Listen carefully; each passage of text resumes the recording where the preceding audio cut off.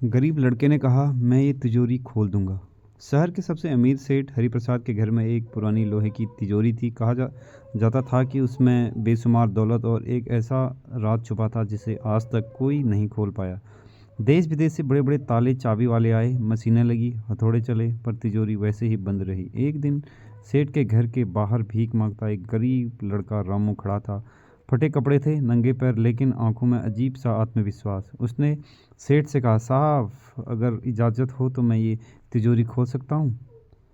सब हंस पड़े। सेठ बोला, जिस तिजोरी को पढ़े लिखे लोग नहीं खोल पाए, तू क्या खोलेगा? रामू शांति से बोला, ताला जोर से नहीं, समझ से खुलता है। सेठ को उसकी बात में कुछ अलग लगा। मुस्कुराते हुए बोला, ठीक है, अगर खोल दी तो जो निकालेगा आधा तेरा। रामू तिजोरी के पास बैठ गया। उसने हथौड़ा नहीं उठाया, चाबी नहीं उठाई, बस तिजोरी को ध्यान से देखने लगा। उस पर जमी धूल, पुराने निशान और एक कोने में लिखा एक छोटा सा वाक्य, जो धैर्य रखे वही पाए। रामू मुस्कुराया। उसने तिजोरी को जोर से नहीं बल्कि धीरे से धक्का दिया। क्लिक।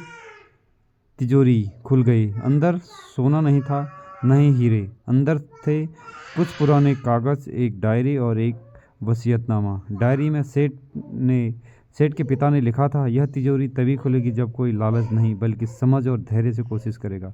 सेठ की आंखें भर आई। उसने समझ आया कि असली तिजोरी लोहे की नहीं, अक्ल और सब्र की थी। सेठ ने रामू को पढ़ाया, काम दिया, और कुछ सालों बाद वही रामू उस कंपनी का सबसे ईमानदार मैनेजर बना। कहते हैं, गरीब था पर सोच अमीर थी, और उसी ने तिजोरी खोल दी। सीख, पैसा ताकत से नहीं, समझ से मिलता है। असली तिजोरी इंसान का दिमाग होता है।